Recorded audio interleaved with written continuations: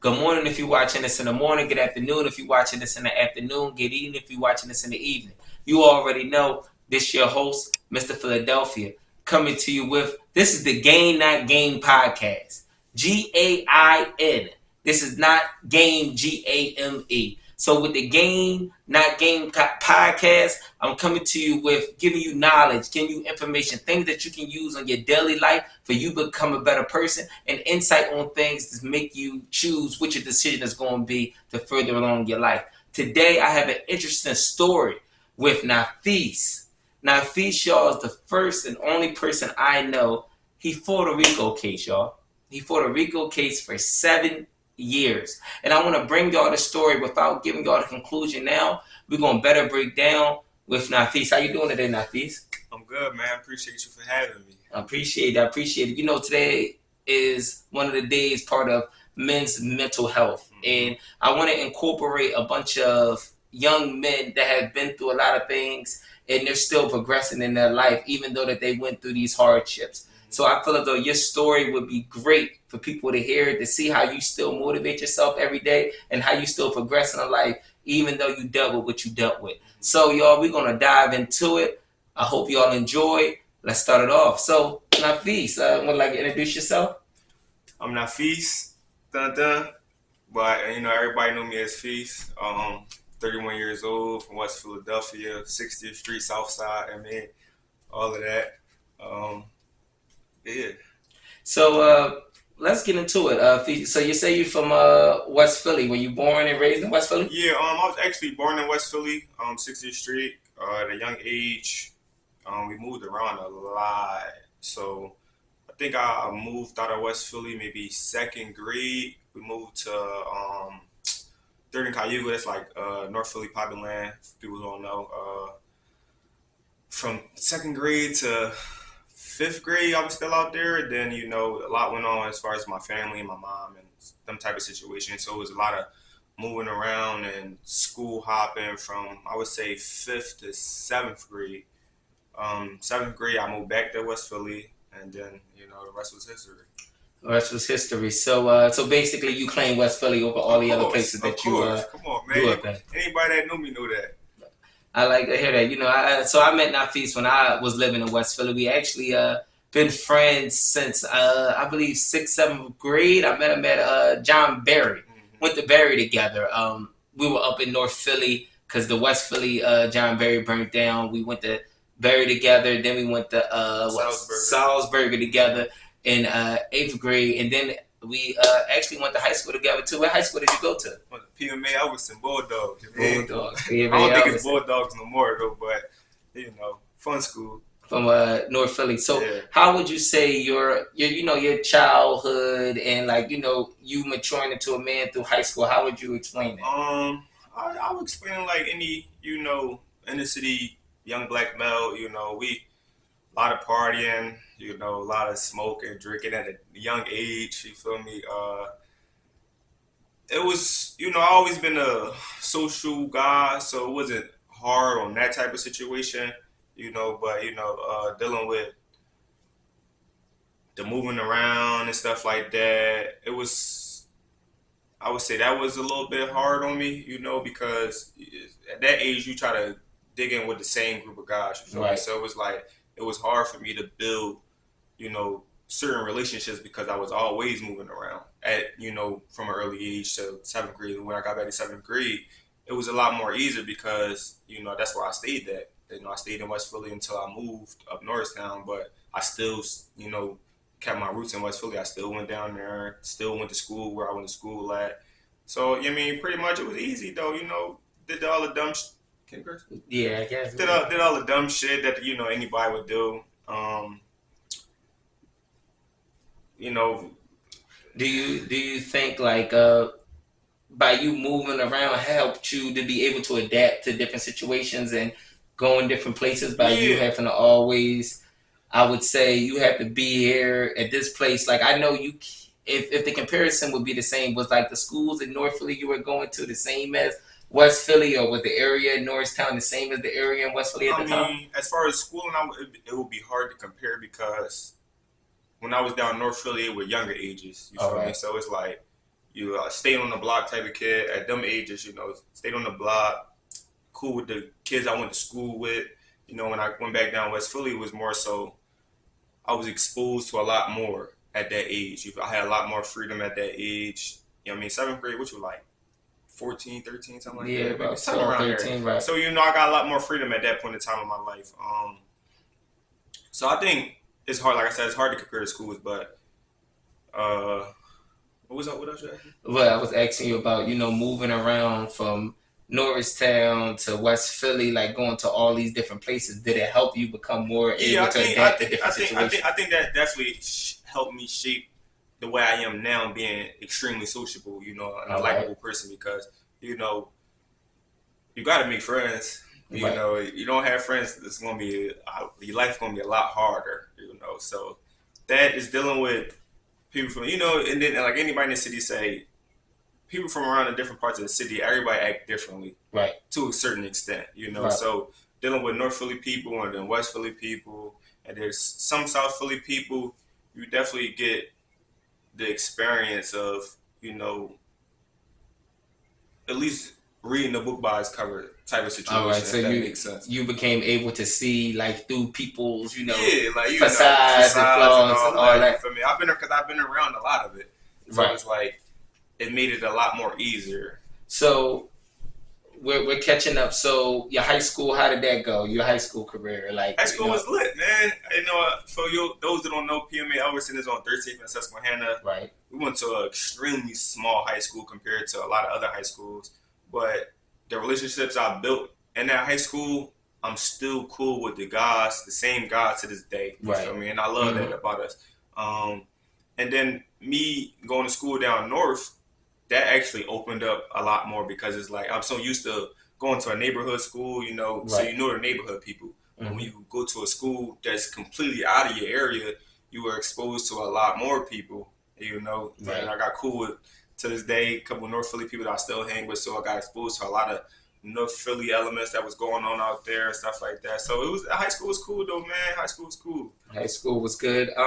So you graduated high school. So would you consider yourself a good student in high school? Like grades, C's get degrees, academics, man. C's C's get get degrees. degrees. Right, You you feel me? 100% C's right. get degrees. C's get degrees. So you're going out here. Do you apply to any colleges when you're out of Yeah, I high actually school? applied to I applied to no, I don't remember the exact number of colleges that I applied to, but I know I got accepted to every school except the one school that I did want to go to, And what was that? Cookstown University. Mm, Crazy. that's And good. and I think the only reason why I wanted to go there is because in high school we actually took a trip to Cookstown, Right. and that was my first personal college experience. So I fell in love with the Cookstown atmosphere, but unfortunately they didn't accept me. Yeah, everything. Everything doesn't work out, but everything happens for a reason. Mm-hmm. Like you said, you applied to all these colleges you got in. He didn't mention it, but he was MG as Oh well. yeah. He Some was people probably don't know that. Mentally gifted, he's that's the mentally smart gifted. people. That's Yeah, I smart mean, people. So he was all for education wise. mm-hmm. So what was your college choice? I actually went to Lockhaven University. Like, where's that located? Central Pennsylvania, about 30 minutes from Williamsport. People know what that is. About roughly an hour from Penn State main campus. All So right. it was around them places. So you're around a bunch of different areas. Yeah. So you go to college. You start off your college career. How was it at first? Do you? I ain't gonna lie, I loved it, man. Being, going up Lockhaven, and then that was a whole nother different exposure. You feel me? All Because right. now I'm in central Pennsylvania, surrounded by mountains. You feel me? Coming Right. from West Philly or even Norristown, it's a totally different view out there. And, I liked it. When I first went to Lockhaven, I was a biochem major. All right. Mm-mm. So Biochem, and then I think it was hard for me because I always been a sociable guy. So when you get in them type of majors, I feel like you had to be extremely focused right. on your goals. And unfortunately, I wasn't. So for the kids that just previously graduated this year, last year, now going to the college, what do you have any information that they could probably use on Um, their get way to cool with college? your advisor, man. I would definitely say that. Get cool with your advisor. Your advisor, if you have a good advisor, they'll help you a lot. You feel me? And if you feel as though your advisor not good, it is possible to switch your advisor, I believe. So and be okay with change. You might go up there with a mindset of this, and it might not be what you thought it would be. You feel me? Right. So it's all right to change and try to find out what you exactly want to do. You feel me? So I mean, just have an open mind to the situation, but also just stay focused. Focus is everything. Because if you get off your game, it's kind of hard to catch up at certain points. So we're going into now your freshman year of college, and Freshman year. black freshman year of college. So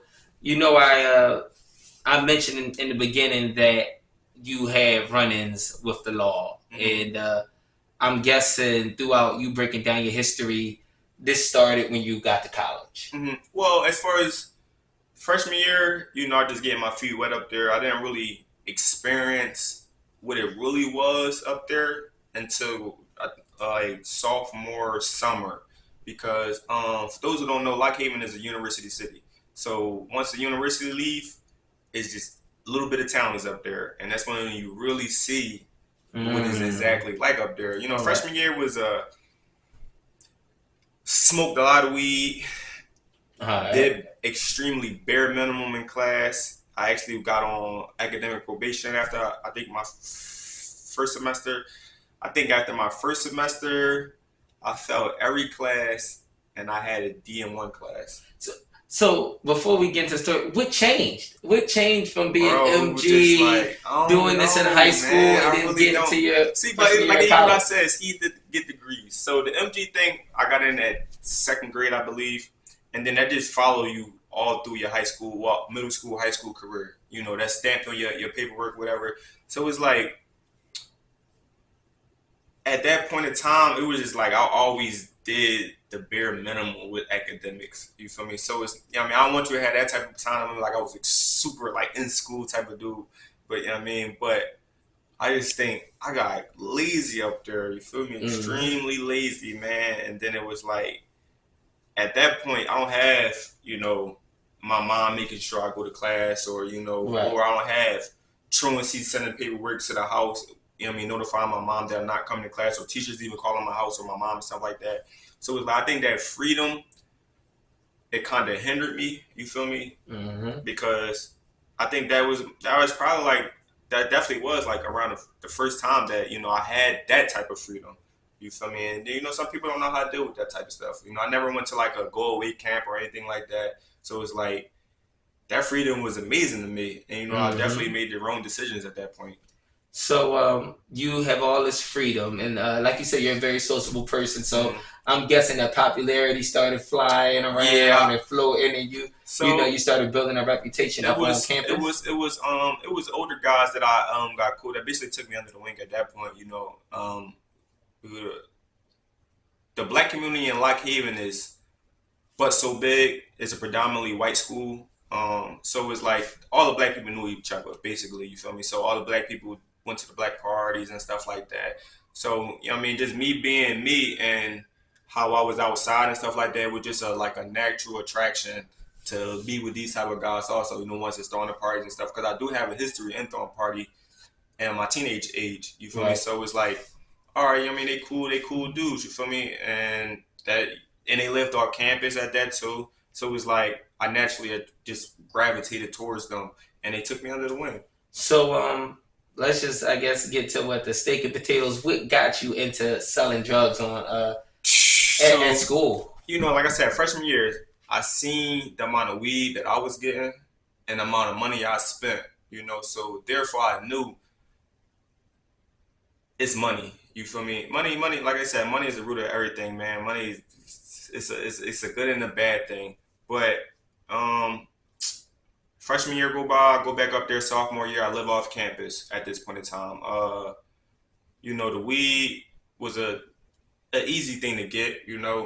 Just being in relationships I had with certain people. So it started off with the weed and stuff like that, and then like I said, my sophomore year is when I really experience what it was out Lock Haven. I Uh, was unfamiliar with them calling Williamsport, Rehab City, and stuff like that. I didn't really know about them type of things. Right? I mean, when people talk about the OT trips and all What that is type of a stuff. rehab city for the Rehab viewers? Rehab City is basically where a lot of people that's on hard drugs go, where they have they focus on rehabilitation. So a hard drug would be like what is Heroin. weed?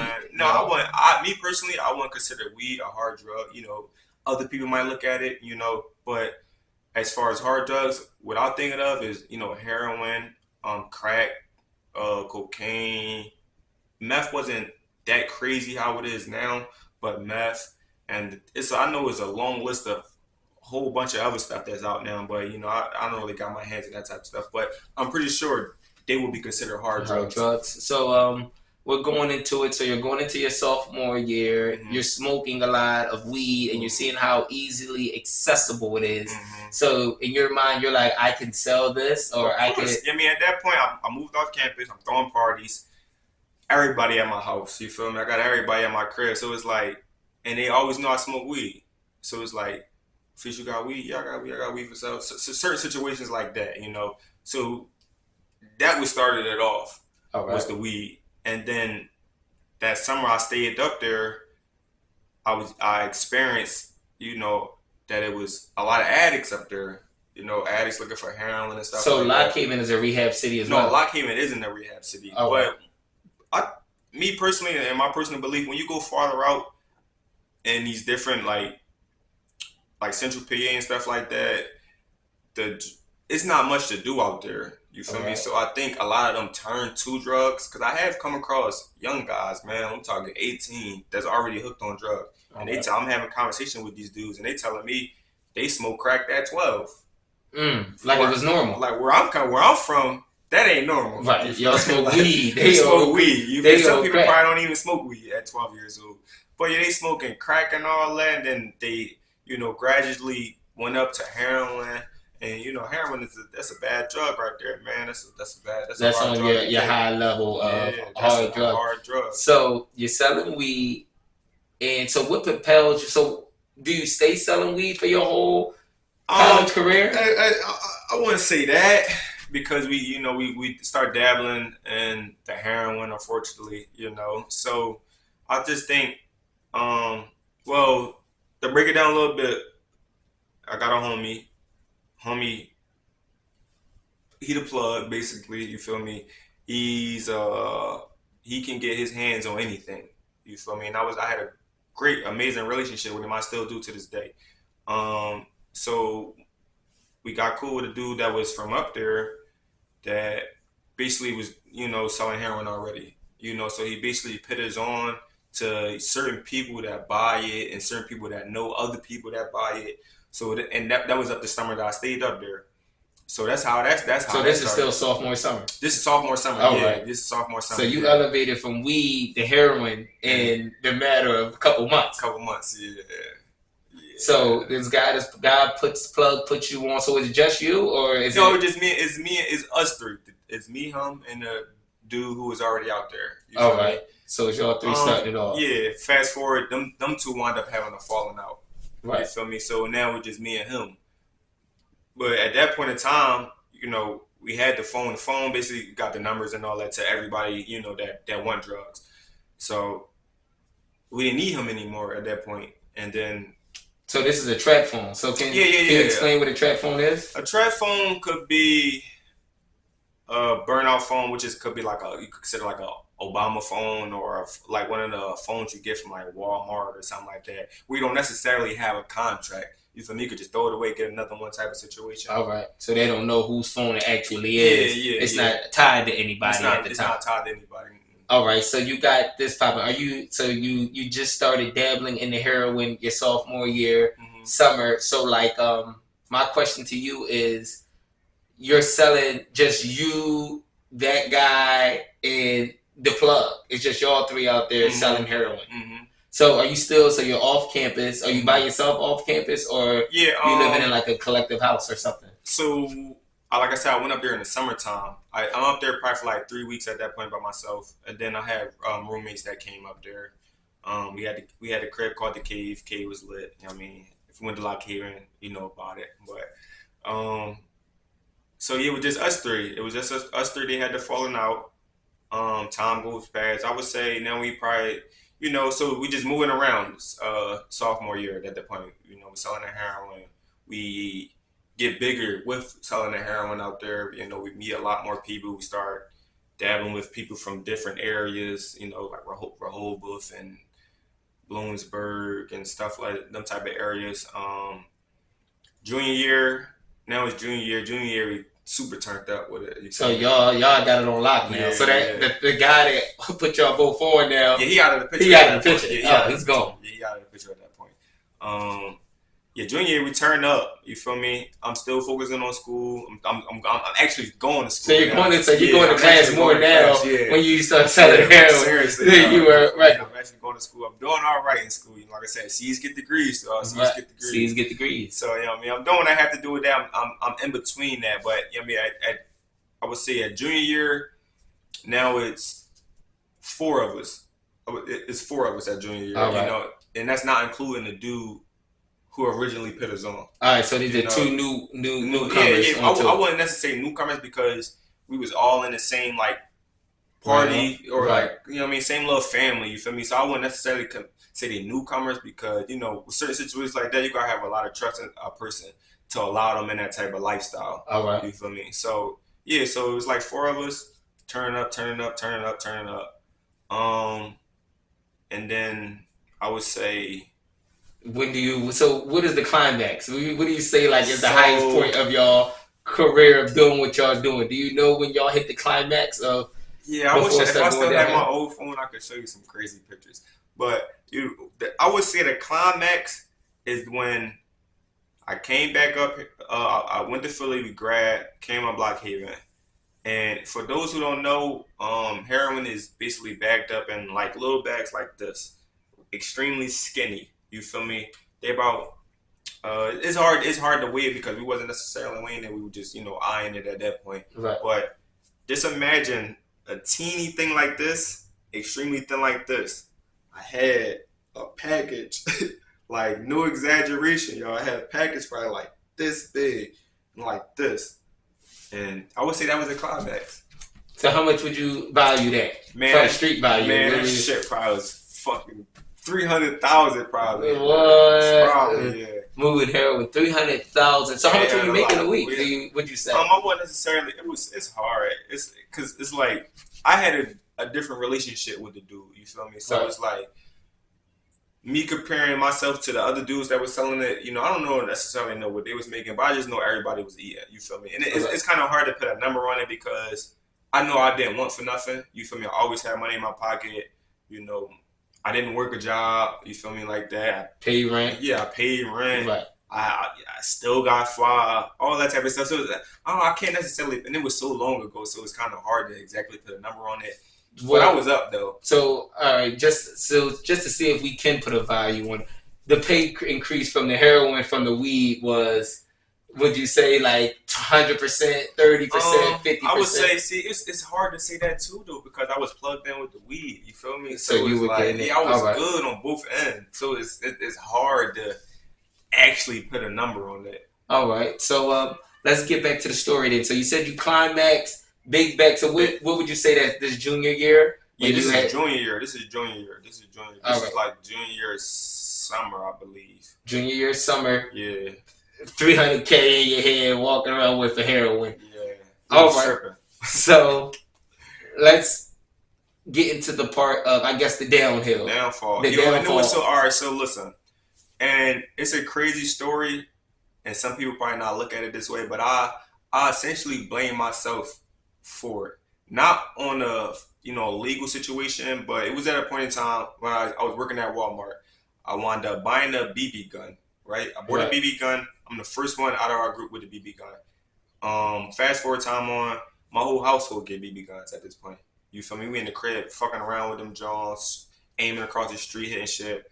But so I'm in the crib, sleep. I hear everybody on the porch. I come outside on the porch. They shooting BB guns at a stop sign across the street from our crib. But our crib is like directly across from a housing Complex. well, it's like it was student housing, All right right. across from student housing.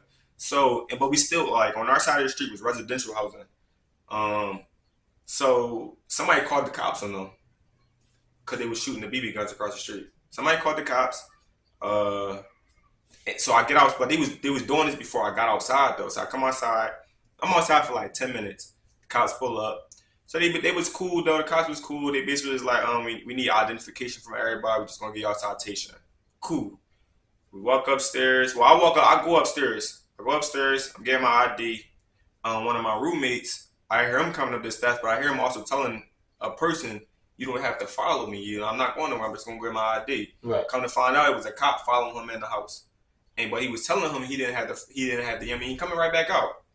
Cop come upstairs. How did they come in without a warning or anything? So I mean, I get to that. All right. Cop come upstairs.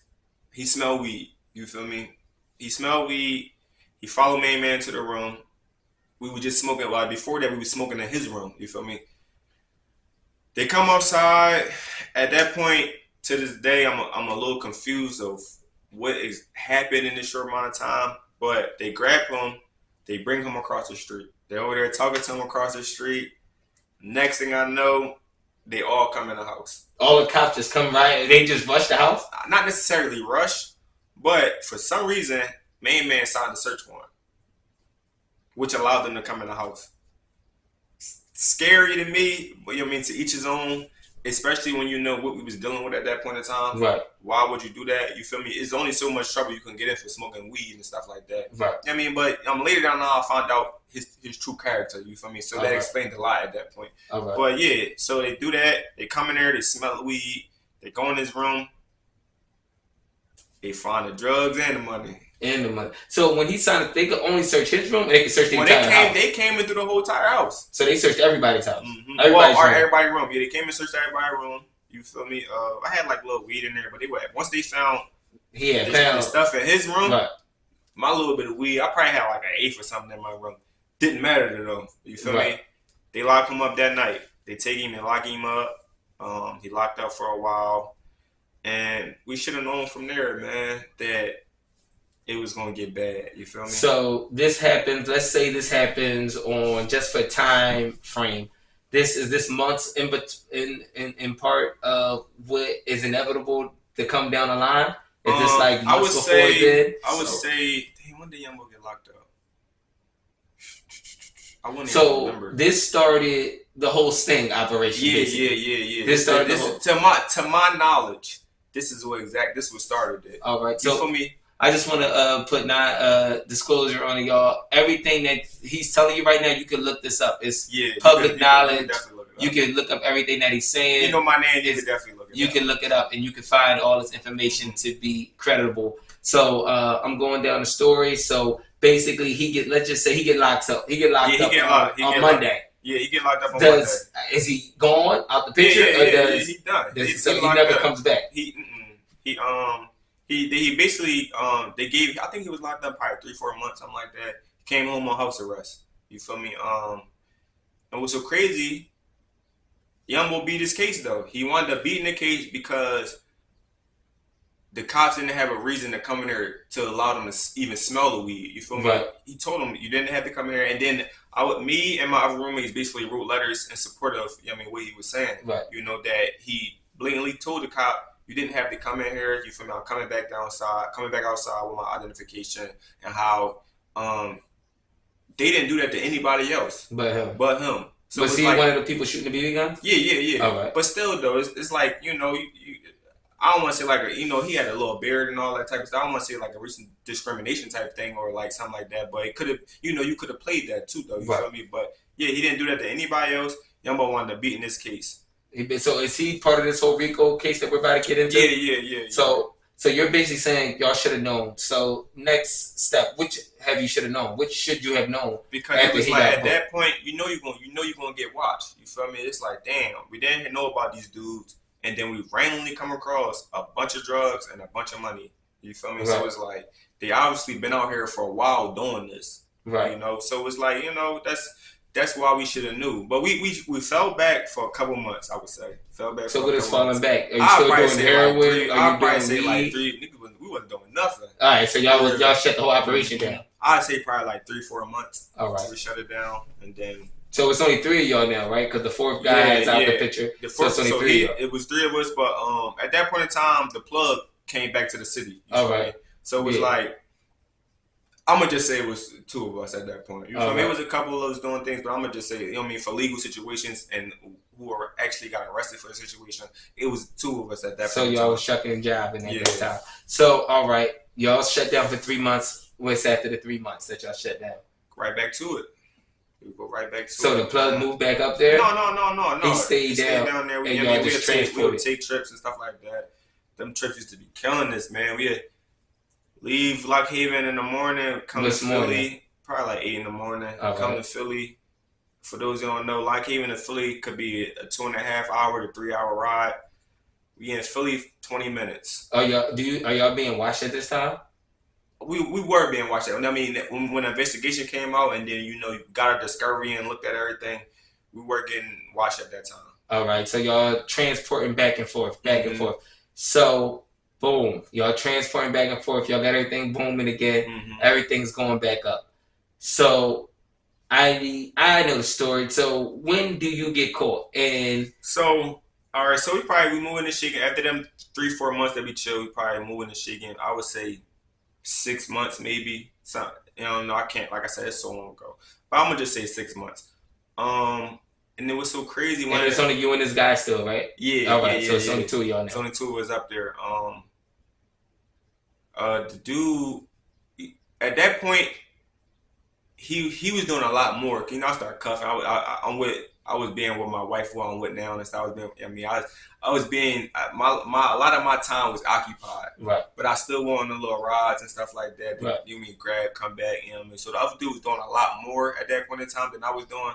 So I didn't know everybody that they was dealing with at that point in time. You feel me? Right. I knew that I seen the numbers in the phone, but at that point I wasn't gonna go meet nobody. Like I was falling back. But I still had my hand on it. Little certain situations.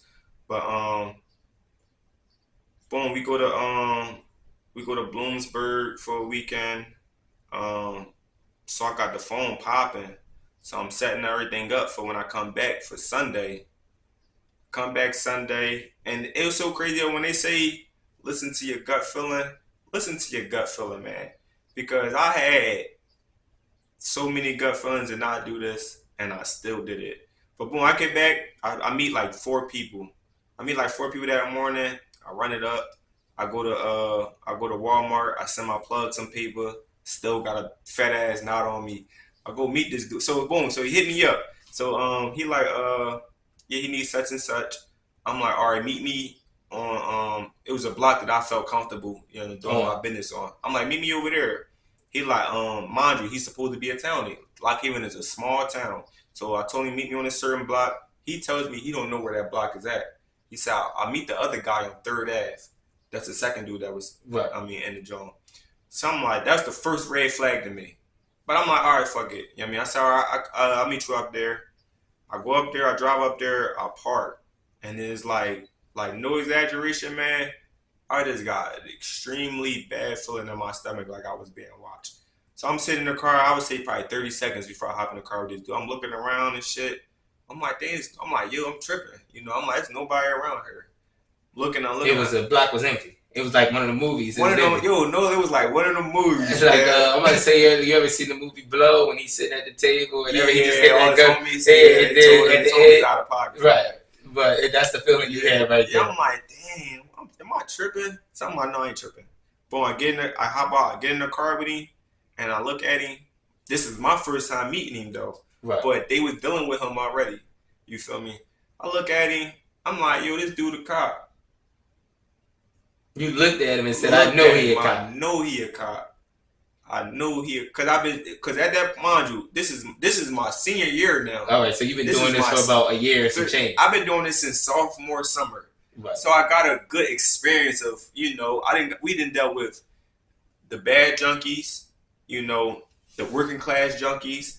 We had even doctors that was doing this stuff, but they didn't do the needle, they sniffed and stuff like that, Right. you know.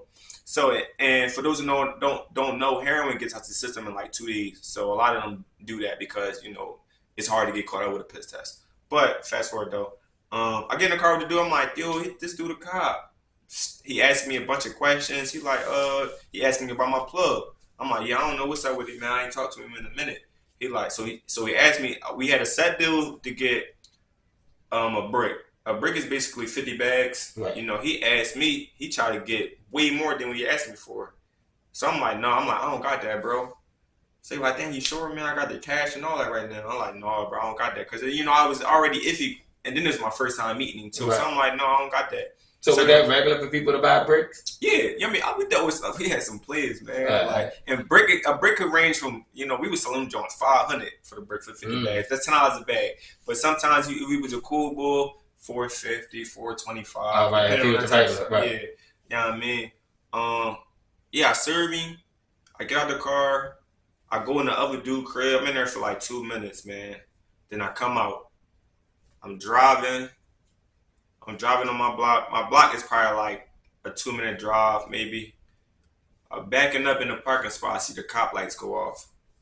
So I'm like, in my head, it's not registering yet. You feel me? Right. In my head, I'm like, yo, I know they're not pulling me over in the parking spot. You feel me? So I'm turning. I'm like this.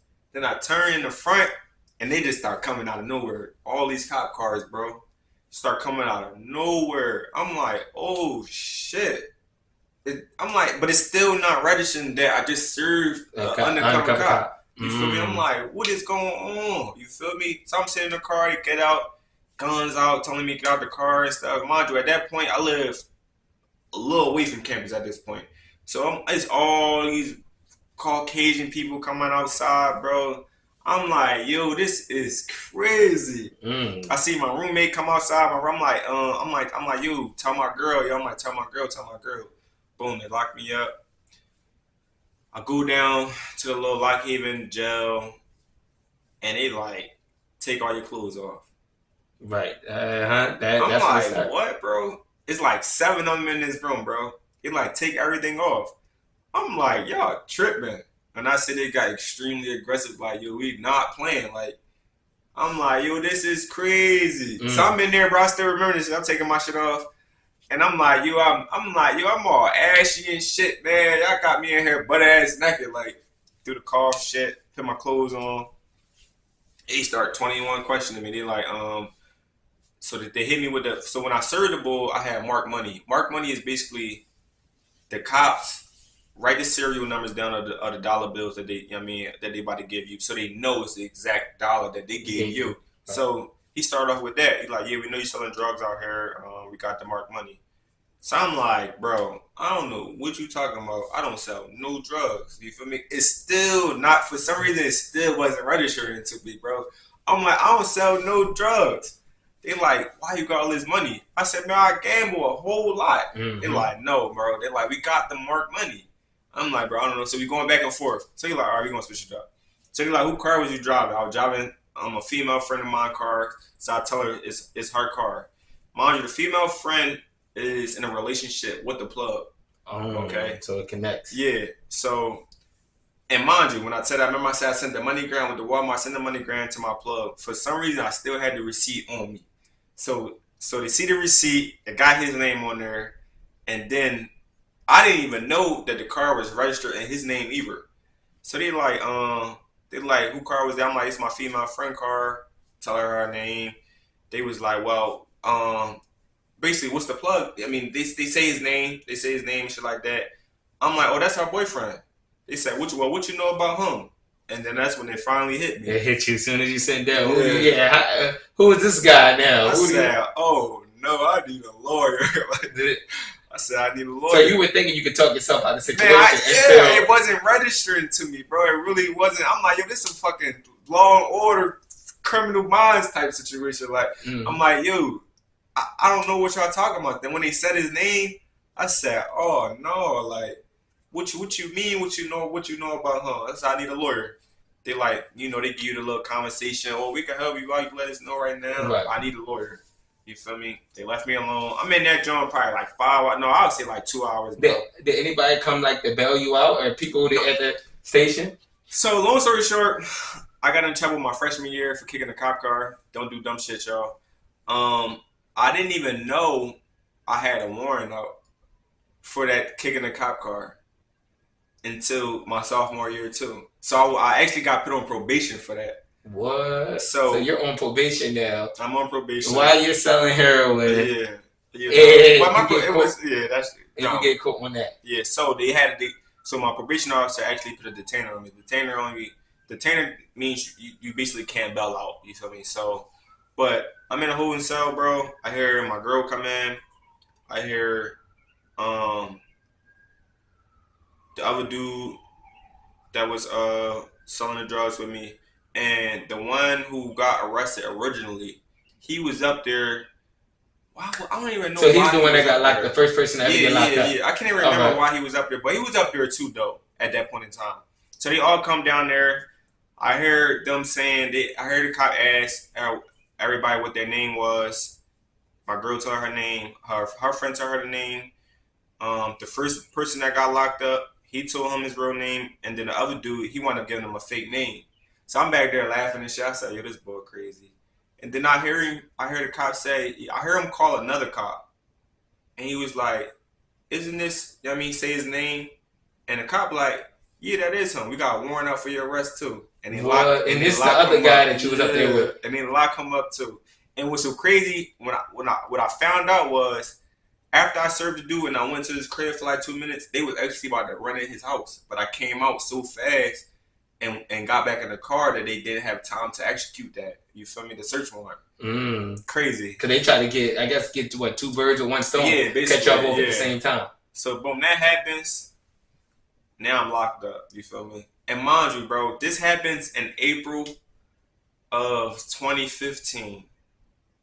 I was supposed to graduate December of 2015. That's crazy. In perspective, that's crazy. Horrible, bro. So just to put that out there. But yeah, so I got a detainer on me. I'm locked up for like I'm arrested. I'm locked up for like 5 months before they lift the detainer. All right. So, I mean, they lifted the detainer. You know, thank God I had a loving family. They bailed me out the day after I got the detainer lifted. All right. You know, it was so crazy.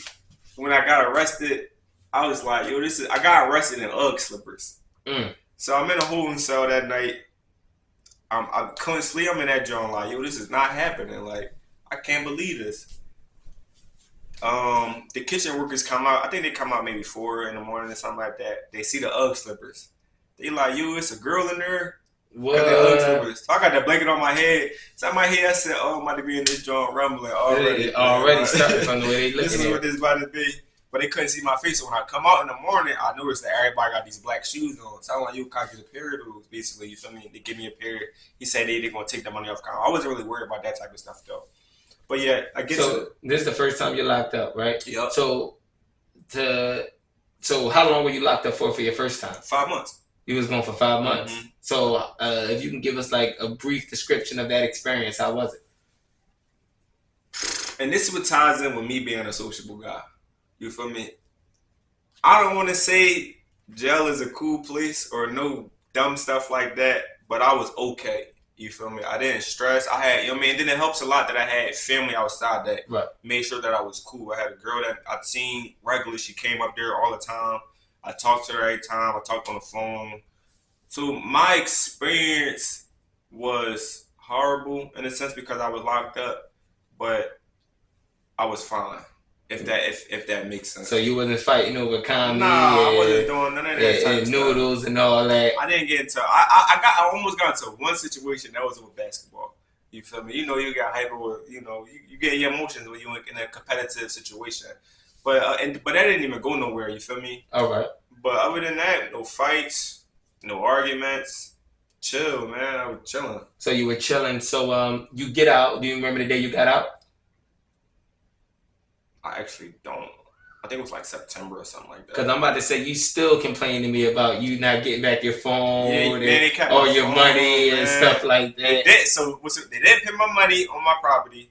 One of them cops burnt me. My phone, they weren't trying to give me my phone back. They kept saying I had to wait to the end of the To the situation. situation. Mind y'all, this is 2015, y'all. And This he is fought this 2015. case for 7 years.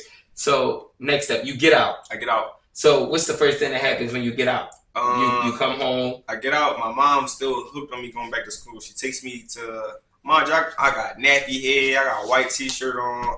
I didn't gain weight, but I got jeans that I got arrested in, barely fitting, and the UGG slippers on. I go to I basically go get my transcripts. I forgot that what the place was, but I go to get my transcripts from my school. So I'm seeing people. They're like, "Oh shit, feast you home," you know, because at that point everybody knew the situation. Right. But I'm trying to be in and out. You feel me? I look a horrible mess. But boom, that happens. Come back home. Um, find a little goofy job. Uh, and that was basically it. I think I went to Montco. I was going to Montco too until my situation turned up a lot more. All right. So when did the situations turn up? Because at this point, you don't know that you're in a RICO case. You Mm-mm. just think you're just regularly getting Yeah, I locked got. up. And for those who know, I was in the state RICO, not a federal RICO. It's a difference. I know the RICO word is a horrible thing, but it is a difference between state and federal RICO. And I was in the state. So you're in a better understanding of RICO. Can you explain to them what a RICO case is? RICO is basically racketeering. I forgot this shit. But it's basically committing crimes as a group.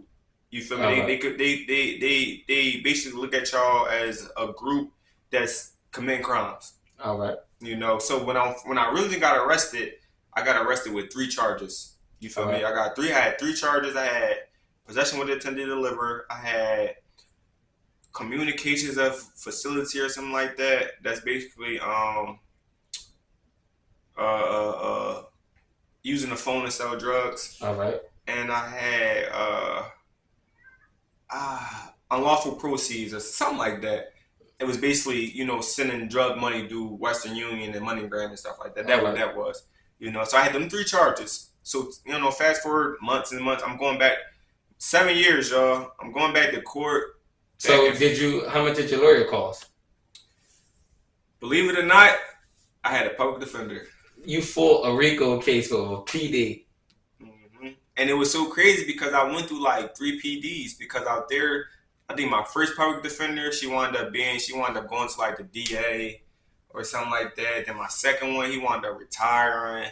And then my third one, my man Tom Rosamillia, I think that man was my life, man. Because he fought as a PD. I know PDs got bad looks on him. But my man Tom fought for me, man. He really did. He really, really did. So this is y'all. I know this full story, so I try to add in like little details because this is probably one of the most craziest parts to me. He was fighting the case and he found out what people end up telling on the case. Yeah, so People end up telling. The original dude got locked up first. But tell them the story of how you. Okay, all right. So boom. So they basically and it's hard to remember the exact timeline because it was so long ago, and I got I'm so far gone from that situation. But I would say maybe 2-3 years go by at this point, fighting going back and forth the cases. We basically get subpoenaed out to go to Harrisburg, and then once I heard that, I contacted my uncle. My uncle, he has a lot of knowledge with that type of situation. Street dude. He ain't in the streets no more though, but he knew. That's my go to when I get in them type of situations. So he like, yo, they basically want y'all to go out there and tell. You feel me? So I relay the message to them. I say, yo, don't go out there and say we don't have to say nothing, bro. Like, you feel me? Plead the fifth. That's it. Let them do their job. I go out there, but I tell my lawyer already that I'm pleading the fifth. So my lawyer telling them, they come in there. You sure you want to plead the fifth? Yes, I'm sure. They bring me in the room. It's like they got a bunch of random people in there, bro. Probably was like 30 people in this room. They basically asked me my name, told my name, my age, asked me what I'm doing, and then he said, to our knowledge, is it true that you're gonna plead the fifth to every question?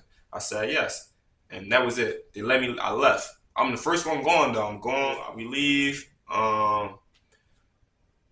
The other guys wound up going in. So at that night, I talked to everybody. Everybody on this, we ain't say nothing situation, So I'm cool. Mind you, I love these dudes, man. I had a lot of trust in these dudes, man. So I'm taking a word for it. You feel Right. me? I'm taking a word for it. Um, time go on, time go on, time go on. They call me. They like, yo, my lawyer just called me. The two guys that wound up telling, they called me and said, yo, my lawyer just said we got to go up like here and accept new charges. So I'm like, what you mean new charges? Like, you feel me? I was extremely confused at that point because I didn't know what was going on. Nobody knew what was going on. They go up there first.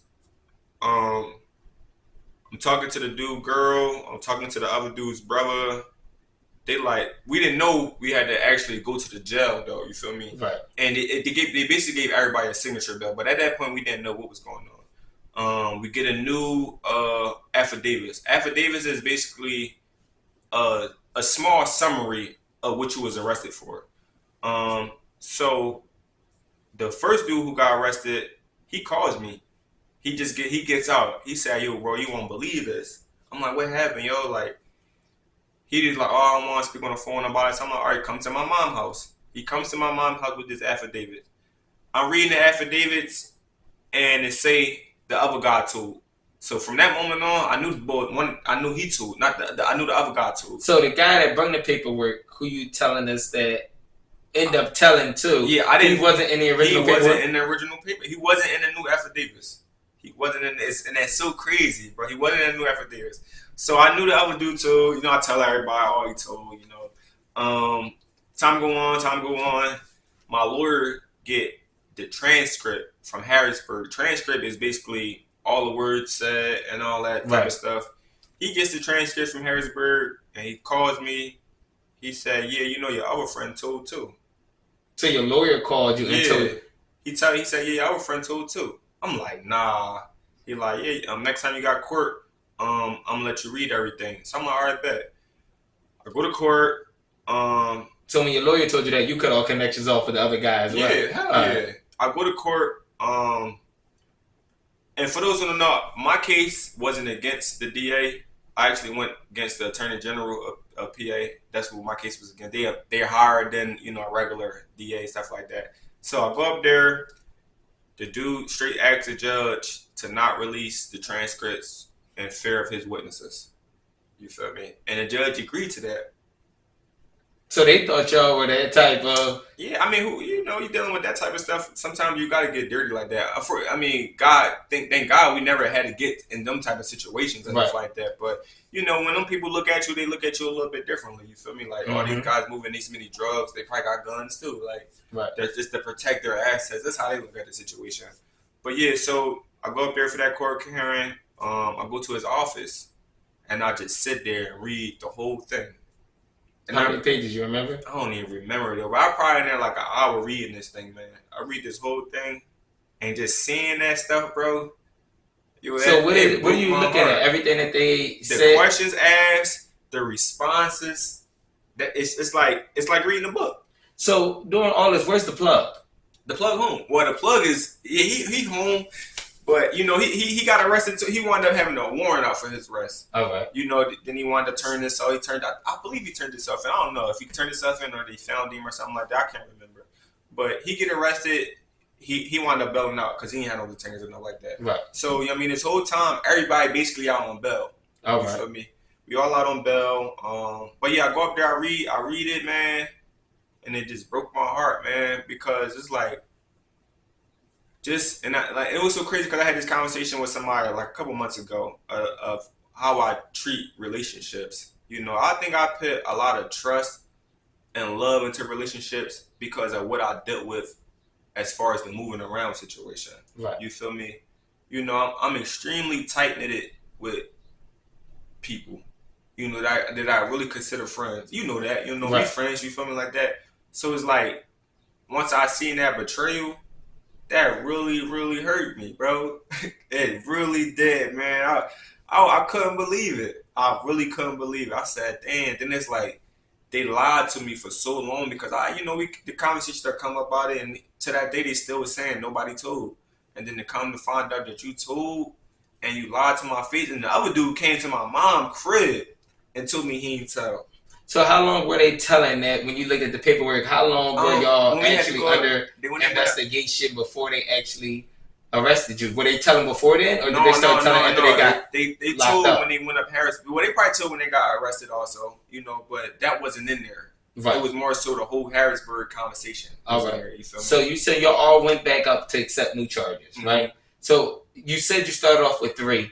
How many more charges did it elevate to? So after that, after the 3 charges, I had 42 felonies that I was fighting, which included, the corrupt organization, which is the RICO. So everything. So when you get charged with a RICO, you get charged with everything under Everything they charge you with every cell. They charge it was that individually made or only with you? Individually made, bro. I had 42 felonies, and you're fighting 42 felonies, and you're just reading that all these people just snitched and told on you. So what is like I said, I brought this up earlier. It's Men's Mental Health Month. What's going through your mind when you see 42 felonies? They got 2 people telling, and we still got to go to court. Couldn't believe it, man. At that point in time, like I said, I went to my car. I dropped out of my car because at that point I'm like, it's over. You feel me? I'm going to jail. You feel me? Like it's like I was crushed, bro. I was really crushed that happened. I think I probably would have at that point in time I might have dealt with it a little bit better if I had the 42 charges and my homies didn't tell. You feel me? But I had to deal with 42 charges and people that I considered family telling on me. You feel me? That hurt bad, bro. And that was the first time I ever been in a situation like that, where as though somebody telling is about to jeopardize my life. You feel me? People telling you in high school, suspension is nothing. You feel me? 42 they about to felonies. spend your life. For how long? However long. I definitely think I went into a little depression. You feel me? Because it was like I'm about to be a goner. This is what it came down to. God, so your life flashing before your eyes in this mountain month. So, all right, let's speed up. We got court. So I know. So you told me that they come to you, and the first time, how much time did they offer you? My first offer was 8 to 16 years. Is what they offered me, and I was like, hell no, bro. I said, bro, it was like I couldn't do it, bro. 8 to 16 years in my life is crazy. Cause I started looking at 8 years ago, and even going back 16 years ago, that's a long time. That's a lot of experiences that I had. You feel me? And then, and just to piggyback off that, the plug, they offered the plug 15 to 30. 15 to 30 years? They trying to cook us. Yep. 8 to 16 is a cook. And you told me they offered that. So how many other, did you get more offers? Yeah, I got another offer the day of trial. I went to trial, and they offered me 4 to 8 years. And I still was like, I called my uncle, and he even was like, that might be the best thing you can get. So we're saying if you go to court and you fight it, what's the max you can get then? It depends, man, because at that, it could have been a long time, because the 8 to 16 is a deal, you feel me? Right. So once they start really adding up the charges, you feel me, they can even run them together or can run them back to back. I could have been in jail probably for the rest of my life. You feel me? Depending on how they ran them charges. I don't know the exact number off the head, but just 42 felonies is a lot. Yeah. You feel me? Like, I'm about to say, you told me that a person did take a deal. Somebody did take a deal. Yeah, so some girl that wasn't even up there, she was cool with the plug. She came up there one time. They had a few pictures of her. I don't know what they said to this girl, but they scared her to death. And she wound up, because they included her in the RICO too, basically. Whatever they said to that girl, they scared her to death, and she took a deal from the jump. I think she got like a 1 or 2 or something like that. Right. She was in jail for a little bit, went to boot camp, and then she came home. Did the boot camp. All right, so this is the first day. They offered you that time. You saying no. This is the first day of court. This is the last deal you getting on the table. Something in me just like, don't do it, Feast. Like, and I'm happy I followed, what it was telling me, man. So we go into court. Is the people that no, the people that too, they're not there now. They're not there yet.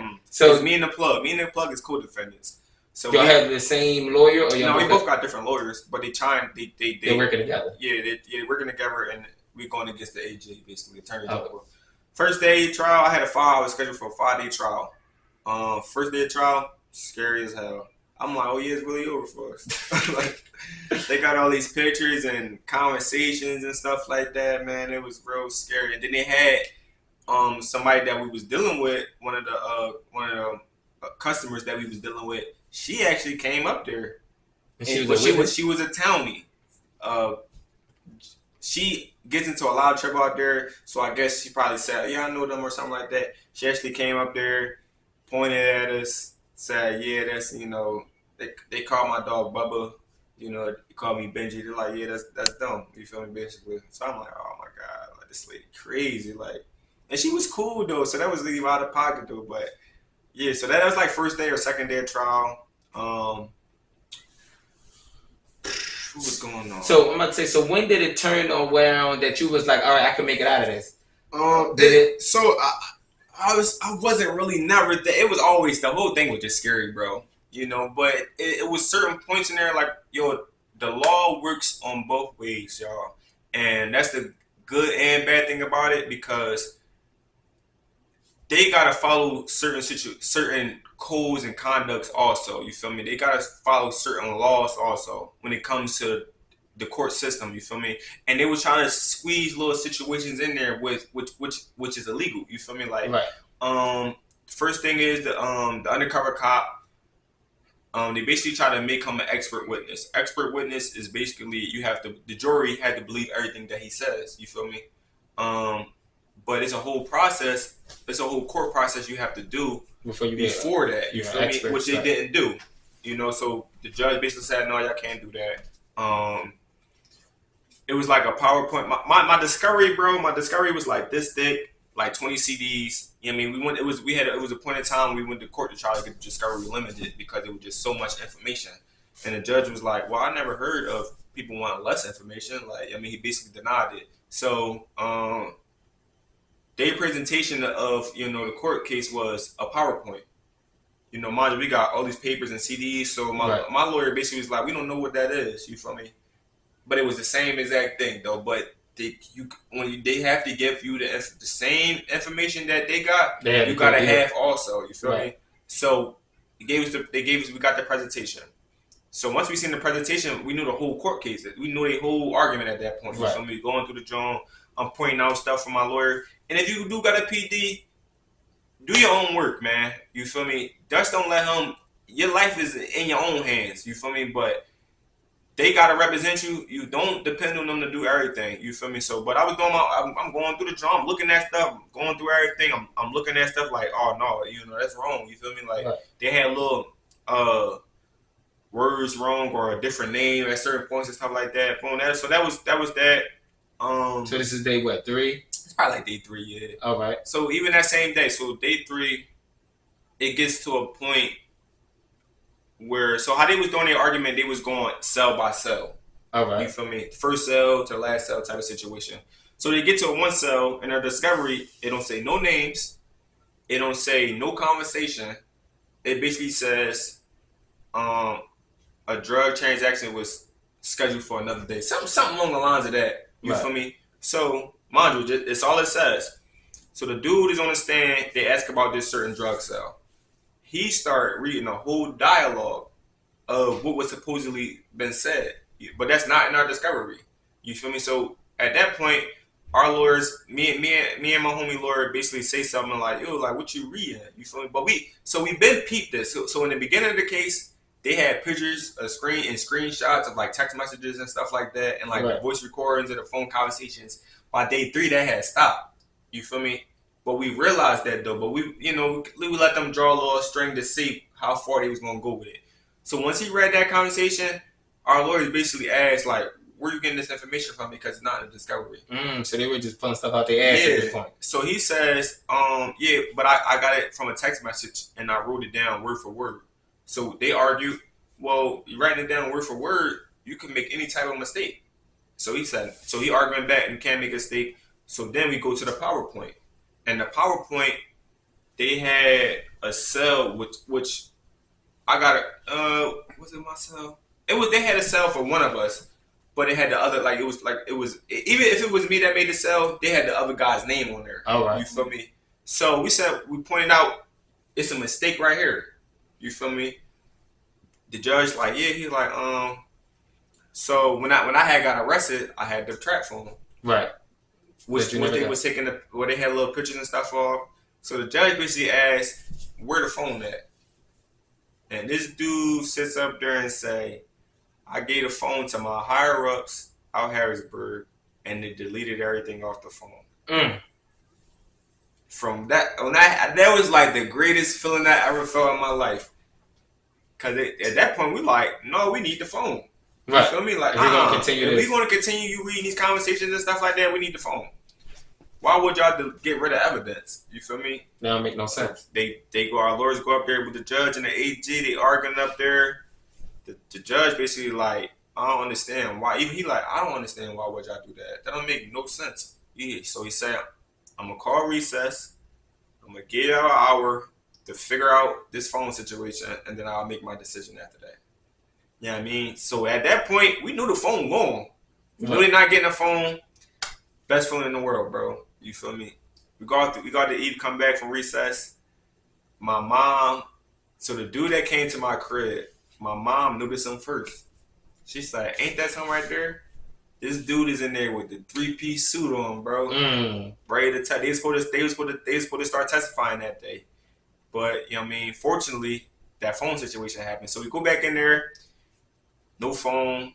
The judge declared mistrial. So, That's a good feeling getting a mistrial when you're facing a RICO charge. It's a good feeling, but it's also I didn't get a mistrial by I forgot the wording of the situation. But it's like two different mistrials where they can't retry you for the same crime again. Right. I forgot what it is. But I had got a mistrial. At that point,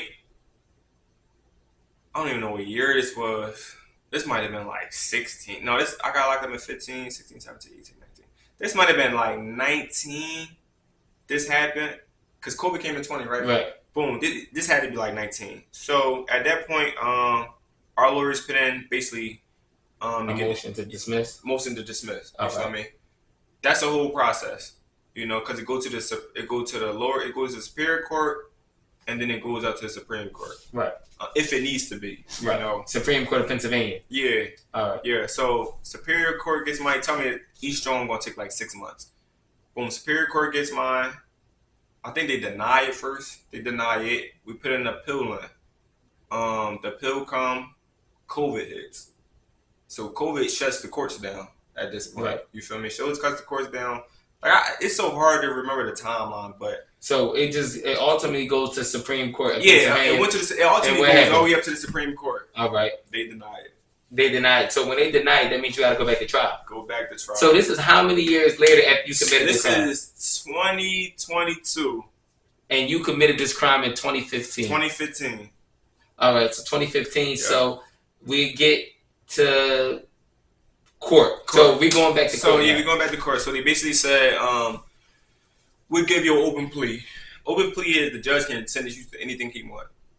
Open plea is one of the scariest things that somebody could take because you don't know exactly what you're gonna get. You feel me?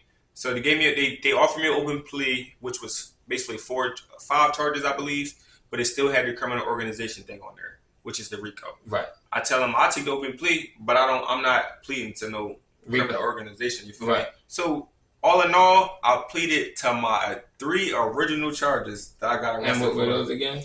Possession with intent to deliver, communications at facility, and like all. So they've wiped away the other 39 charges. That was my open plea.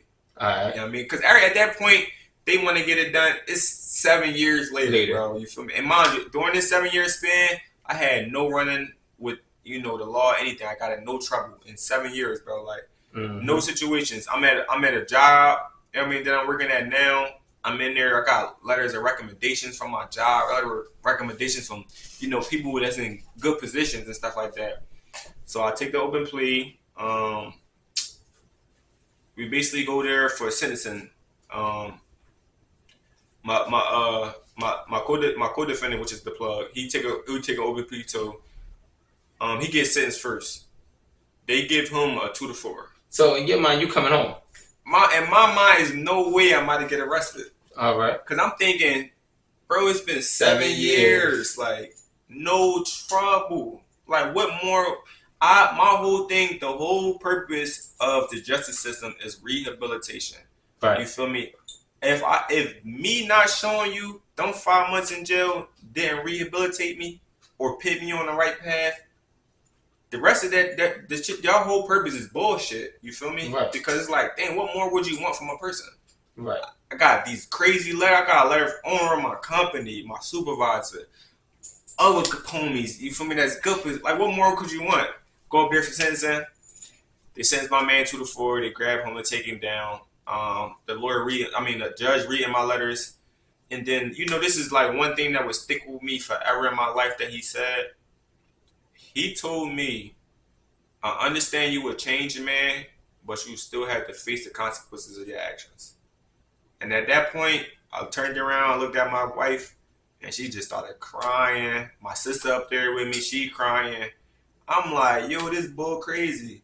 But he gives me a 1 or 2. You feel me? And when you look at a scale from 8 to 16 years to 4 to 8 years to 1 to 2 years to facing, 42 felonies, I made out hard. You feel me? Yeah. I made out okay. I'm about to say, I remember that day, like, you called me on the phone before you even go to court. Yeah. You like, I'm about to go to court. I'm like, yeah, you about to be home. We driving up there, all that. And then after the sentence said, I'm in the crib, you call my phone, you like, bro, you won't believe. I'm like, what you mean? What's up? You on your way back? They done locked me up. I had my phone. They take it to the hood cell. I still had my phone number, and I had the hood when I went to the hood cell. Man, I started calling everybody like, yo, they locked me up. They like everybody don't believe me because I got my phone. But I'm like, yo, they really locked me up, bro. I even put a little video on Instagram. We in the back of in the paddy wagon, John. I'm like, yo, this is crazy. And I'm about to say, based off that video, it looked like a plug. He was ready. He knew he was going to build top. He knew. But you didn't look like you knew. It looked like it was a brick smacked you in the face. As hell, bro. It's like a brick smacked you in the face. But yeah, I did that. I got arrested that day. You feel me? After I got sent that, they locked me up. I was in the county maybe a month and a half.